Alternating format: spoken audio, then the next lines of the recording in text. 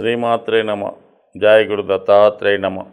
ఈ వీడియోలో మనం మీనరాశి వారు జీవితంలో అదృష్టవంతులుగా మారాలంటే ఏ నియమాలు పాటించాలి, ఏ జాగ్రత్తలు తీసుకోవాలి అన్న విషయాన్ని ఈ వీడియోలో మనం పరిశీలించే ప్రయత్నం చేద్దాం.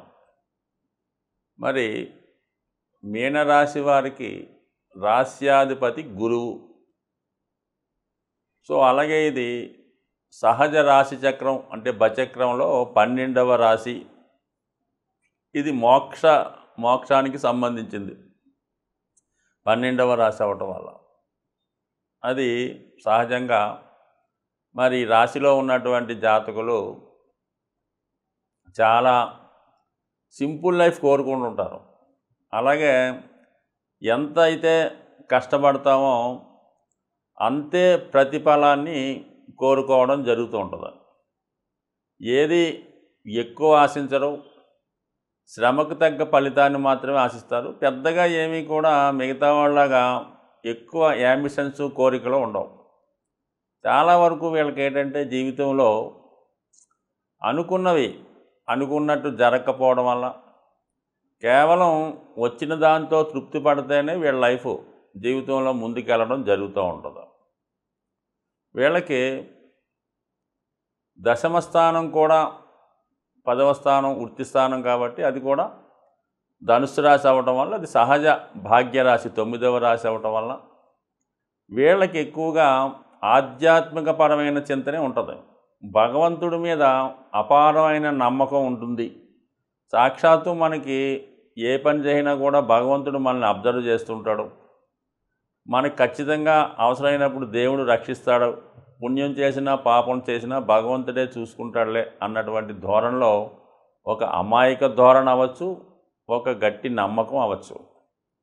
సో ఇందువల్లనే వీళ్ళు ఎక్కువగా ఇందులో ఎక్కువ ఆధ్యాత్మికవేత్తలు, సంఘ సంస్కర్తలు, నిస్వార్థంగా దేశానికి సమాజానికి సేవ చేసేవాళ్ళు ఎక్కువ రావడం జరుగుతూ ఉంటుంది. సో ఇది ఈ రాశి వారికి కారణం అవడం వల్ల వీళ్ళు ఏమాత్రం చిన్న పొరపాటు చేసిన జీవితంలో అంటే జీవితంలో వీళ్ళు గురువు అధిపతి అవ్వడం వల్ల అందరికీ మంచి మార్గంలో నడిపించేవాడు గురువు. అందువల్ల వీళ్ళు కూడా ఏమాత్రం పొరపాటు చేసినా, చిన్న మిస్టేక్ చేసినా అది పెద్ద బ్లండర్గా పెద్ద మిస్టేక్గా మారే అవకాశం ఎక్కువగా ఉండడం జరుగుతూ ఉంటుంది. కాబట్టి ఖచ్చితంగా వీళ్ళు ఎంత కష్టమైనా సరే నిజాయితీగానే వెళ్ళాలి. అప్పుడు మాత్రమే వీళ్ళ లైఫ్లో బాగా అభివృద్ధి చెందగలరు. ఇది రాశి వారికి ఏంటంటే 2వ స్థానంలో కుజుడి యొక్క రాశి, 12వ స్థానంలో శని యొక్క రాశి. ఇది ఎలా ఉంటుందంటే 2 పాపగ్రహాల మధ్య ఈ రాశి నలగడం వల్ల జీవితం నిరంతరం కూడా ఒక పోరాటంలో సాగుతూ ఉంటుందన్నమాట. కుటుంబ సభ్యుల విషయంలోనూ వీళ్ళకంత విలువ ఉండదు, పెద్దగా లెక్క చేయనట్టుగా ఉంటుంది. వీళ్ళు చెప్పినా కూడా వాళ్ళు వినిపించుకునే ధోరణిలో ఉండరు. 12వ స్థానంలో సాటర్న్ ఉండడం, ఎంత పొదుపుగా ఖర్చు పెట్టినా, ఎంత ఎకానమీగా ఉన్నా వచ్చిన ఆదాయం సరిపోకుండా ఇబ్బంది పడుతుంటారు. సో చాలా బ్యాలెన్స్గా లైఫ్ నడుపుతూ ఉంటారు. సో ఇంకోటి ఏమైంది, వీళ్ళకి 7వ భావంలో చూస్తే కన్యా రాశి వచ్చింది. బుధుడు దీనికి అధిపతి. కన్య సహజ రాశి చక్రంలో 6వ రాశి. ఈ కారణం వల్ల ఏంటంటే వీళ్ళకన్నా వీళ్ళ జీవిత భాగస్వామి ఎవరైతే వస్తారో వాళ్ళు అంతగా వీళ్ళని అర్థం చేసుకోలేకపోవడం వల్ల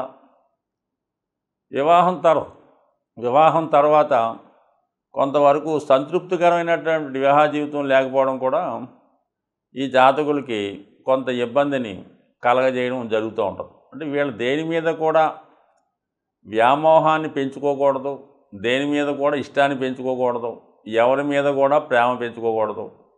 అలాంటప్పుడే ఈ రాశి యొక్క లక్ష్యం మోక్షం కాబట్టి దాన్ని చేరుకునే ప్రయత్నం చేస్తారు. అంటే మోక్షం అనుకుంటే వాళ్ళు ఏదైతే మనసులో అనుకుంటారో ఆ ఫైనల్ గోల్ చేరుకోవడమే ఫైనల్ డెస్టినేషన్ అన్నమాట. అది భగవంతుడు చేరుకునే మోక్షం అవ్వచ్చు, ఒక ఉన్నత స్థాయి అధికారం అవ్వచ్చు, ఒక నాయకుడు అవ్వచ్చు. అది చేరే ప్రయత్నం చేయాలంటే వీళ్ళకి ఖచ్చితంగా జీవితంలో మిగతా వాటిలో అన్నిటి కూడా బంధాలు తెంచుకొని దేని మీద వ్యామోహం పెంచకుండా ఒకే మార్గంలో వెళ్ళినప్పుడు అలాగే అరిషడ్వర్గాల్ని జయించినప్పుడు ఖచ్చితంగా వీళ్ళ జీవితంలో ఆధ్యాత్మిక మార్గంలో కానీ అలాగే వ్యవహారికంగా ఏ మార్గంలో అయినా ఉన్నత స్థాయికి రాగలుగుతారు. అంటే వీళ్ళకి నేమంటూ వస్తే అది శాశ్వతమైనటువంటి కీర్తి రావడం జరుగుతూ ఉంటుంది. చాలా వరకు వీళ్ళకి జీవిత చివరి భాగంలోనే ఎక్కువ అభివృద్ధి రావడం జరుగుతూ ఉంటుంది. సో ఈ రాశిలో ఉన్నటువంటి నక్షత్రాలు మనం గమనిద్దాం. అది పూర్వభాద్ర, ఉత్తరాభాద్ర, రేవతి. కొంతవరకు దీనికి గురువు అధిపతి. పూర్వభాద్ర ఒక్కటే గురువు యొక్క దశతో ప్రారంభమవుతుంది. అది కేవలం 4వ వంతు కాబట్టి 4 ఇయర్స్ దాని లోపే ఉంటుంది. దాని తర్వాత వచ్చే శని మహాదశ ఈ రాశి వారికి తెలియదేముంది. శని మహాదశ ఎవరికి వచ్చినా అది ఏ స్థితిలో వచ్చినా అనేక రకాల పరీక్షలకి, అంటే శని మహాదశ ఎవరికి వచ్చినా ఆ దశలో అనేక పరీక్షలకి, అనేక ఇబ్బందుల్ని జీవితం నలిపిన తర్వాత నిలబెట్టే ప్రయత్నం చేస్తుంది. అందుకనే ఈ మీనరాశి వారికి ప్రారంభ జీవితం అంటే 23 సంవత్సరాలు వచ్చే వరకు కూడా ఖచ్చితంగా జీవితంలో స్ట్రగుల్ పడడం జరుగుతూ ఉంటుంది. తర్వాత వచ్చినట్టు బుధ మహాదశ ఏమైనా బాగుంటుందంటే అది జ్ఞాన మార్గంలో, ముక్తి మార్గంలో వెళ్ళే వాళ్ళకి ఉపయోగపడుతుంది.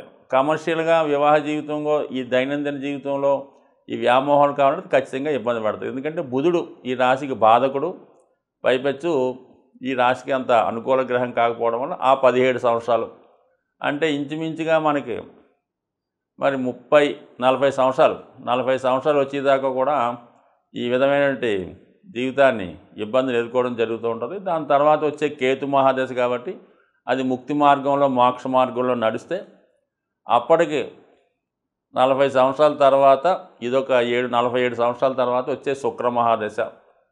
అది కూడా చూద్దామంటే తృతీయ షష్టాధిపతి కాబట్టి అప్పటి జీవితాన్ని బట్టి అప్పుడు ఉన్నటువంటి బంధాలు, అప్పులు, రోగాలు, ఇబ్బందులు, ఈ విధంగా ఈ దశలు, వచ్చే దశలు ఈ మీనరాశి వారికి అనుకూలించకపోవడం వల్ల ఎక్కువగా మరి మీనరాశి వారికి వచ్చే దశలు అనుకూలించకపోవడం వల్ల జీవితం అంతా కూడా ఎదురొద్ది పోరాడినట్టే ఉంటుంది.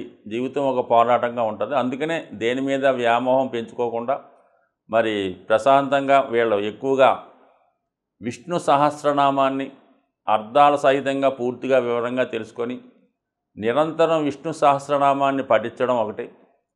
వీలైతే భగవద్గీత ఒక పుస్తకాన్ని దగ్గర పెట్టుకొని వీలున్నప్పుడు దానికి అర్థాలతో సహా తెలుసుకుంటే, అంటే చాలామంది భగవద్గీత దగ్గర పెట్టుకుంటే బాగుంటుంది అంటారు, కానీ అది అర్థం చేసుకొని చదివితే కదా దాని ప్రభావం మనకు తెలుస్తుంది. అందువల్ల ఖచ్చితంగా నెమ్మదిగా వీడియోలోనే వింటారో, గురువుల ద్వారా తెలుసుకుంటారో, మొత్తం మీద భగవద్గీత సారాంశాన్ని ఈ మీనరాశి వారు అర్థం చేసుకోగలిగితే ఖచ్చితంగా వాళ్ళ జీవితం ధన్యమయ్యే అవకాశం ఉంది. వీళ్ళు కనక పుష్యరాగం అనే ఉంగరాన్ని ధరించవచ్చు. స్త్రీలైతే ముత్యం అనే ఉంగరాన్ని ధరించవచ్చు. బుధవారం రోజు ఏదైనా ఆలయానికి వెళ్ళడం వల్ల జీవితంలో అనుకున్న గమ్యాన్ని చేరే అవకాశం ఉంది. సాధారణంగా మనం ఈ గోచార ఫలితాలు పరిశీలించినప్పుడు వ్యక్తిగతంగా వారి రాశులను బట్టి కాకుండా సహజంగా ఏర్పడే కొన్ని గ్రహాల కలయికలు జాతకులు అందరి మీద ప్రభావం చూపిస్తూ ఉంటుంది.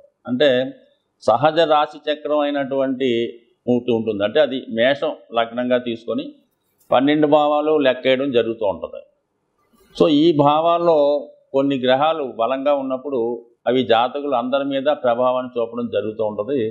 మరి ఇప్పుడు ఈ సహజ రాశి చక్రంలో ఈ కుజ రాహులు 12వ స్థానంలో సంచరించడం వల్ల ఒక విధంగా కొంత అవినీతి కార్యక్రమాలు, అక్రమాలు, అది దోపిడీలు అనుకోవచ్చు, రోడ్డు ప్రమాదాలు అనుకోవచ్చు, అన్యాయంగా ప్రవర్తించడం అనుకోవచ్చు, దుర్మార్గంగా, ఇవి కొద్దిగా ఈ లోకంలో, ఈ ప్రపంచంలో, ఈ దేశంలో ఎక్కువయ్యే అవకాశం ఉంటాయి. సో ఈ దౌర్జన్య కార్యక్రమాల వల్ల సాధారణ వ్యక్తులు, మధ్యతరగతి కుటుంబాలు చాలా వరకు ఇబ్బంది పడుతూ ఉంటారు. సో అలాగే ఈ గురువు రవి కలిసి ఉండడం ఒక విధంగా ధనస్థానంలో ఉండడం వల్ల ఫైనాన్షియల్ ఫ్లో బాగా పెరుగుతూ ఉంటుంది అన్నమాట. ఆర్థిక సంపద పెరుగుతుంది, మనీ రొటేషన్ పెరుగుతూ ఉంటుంది. బ్యాంకింగ్ రంగం, ఫైనాన్స్ రంగం చాలా డెవలప్ అవుతూ ఉంటుంది. అంటే 2వ స్థానం అన్నది సహజ 2వ స్థానం వృషభ రాశి, ఫైనాన్స్ సంబంధించింది. ధనకారకుడు అక్కడ సంచరించడం వల్ల ఫ్లో ఆఫ్ మనీ ఎక్కువ పెరుగుతుంది. ప్రభుత్వం వారి దగ్గర కూడా మరి వాళ్ళ యొక్క సంపద పెరగడం వల్ల ప్రభుత్వాలు బలంగా తయారవుతాయి. సో ఆ కారణం వల్ల ప్రజలకి సౌకర్యవంతమైన జీవితం రావడం జరుగుతూ ఉంటుందన్నమాట. సో ఏదైనా మరి మంచి జరిగినప్పుడు అందరూ సంతోషిస్తారు, పథకాలు వచ్చినప్పుడు అందరూ తీసుకుంటుంటారు. కానీ ఈ కుజరాహుల కలయిక వల్ల కొన్ని ప్రమాదాలు, అనుకోని ఇబ్బందులు జరిగే అవకాశాలు ఉన్నాయి. కాబట్టి మరి రాబోయే 15 రోజులు ఈ ప్రభావం ఉంటుంది. కాబట్టి ఎక్కువ మంది ప్రయాణాలు చేస్తున్న వాళ్ళు, అంటే ఎక్కువగా ఈ మోటార్ సైకిల్ మీద వేగంగా ప్రయాణం చేస్తున్న వాళ్ళు, అలాగే ప్రమాదకరమైన వృత్తుల్లో ఉన్నవాళ్ళు కొంత జాగ్రత్తగా వ్యవహరించడం మంచిది. బట్ ఏదైనా రాబోయే 15 రోజుల్లో మరి ప్రతి ఒక్కరు కూడా ఈ అభిషేకం చేసుకోవడం వల్ల, అంటే మీనరాశిలో ఈ 2 గ్రహాలు ఏర్పడ్డాయి కాబట్టి ఎక్కువగా ప్రజలకు అనుకోకుండా నష్టం ఏర్పడుతూ ఉంటుంది, రుణదాతల నుంచి ఒత్తిడి ఏర్పడుతూ ఉంటుంది, అనుకోకుండా మెడికల్ ఎక్స్పెండిచర్, ఏదో చిన్న ప్రమాదం వల్ల అనుకోకుండా వచ్చే హెల్త్ ప్రాబ్లం వల్ల ఎక్కువగా హాస్పిటలైజేషన్ అవ్వడం, ధనం ఖర్చు అవ్వడం జరుగుతూ ఉంటుంది. అంటే ఈ ధనం ఖర్చు అవ్వడం కంటే మనకి ఎక్కువ మోసం రూపంలో పోతుంటుంది. ఏదో చిన్న హెల్త్ ప్రాబ్లం ఉంటుంది, దాన్ని ఏదో పెద్దగా చెప్పి ఒక 1000 రూపాయలతో పోయేదానికి ఒక 10,000, 1,00,000 రూపాయలు కూడా ఖర్చు పెట్టించవచ్చు. ఇటువంటి వాటి నుంచి తప్పించుకునే ప్రయత్నంలో మరి ఎక్కువగా ఈ రాహువుకి కుజుడు జలతత్వంలో కలిసి ఉండడం వల్ల మీరు లక్ష్మీ నరసింహస్వామి దేవస్థానం మనకి యాదగిరి గుట్ట, అలాగే మంగళగిరి, మరి అలాగే సింహాచలం వంటి ఈ లక్ష్మీ నరసింహస్వామి దేవస్థానంలో లోకల్గా ఉన్నటువంటి టెంపుల్ ఏమన్నా ఉంటే అటువంటి టెంపుల్లో విధి విధానంగా మరి స్వామికి పానకంతో అభిషేకం చేయడం వల్ల కానీ, లేదంటే పానకం నైవేద్యంగా పెట్టడం వల్ల, ఇవన్నీ కుదరని వాళ్ళు ఇంటి దగ్గరే మరి లక్ష్మీ నరసింహస్వామికి పానకాన్ని నైవేద్యంగా పెట్టడం వల్ల ఇటువంటి విపత్తుల నుంచి తప్పుకునే అవకాశం ఉంటుంది. స్వస్తి.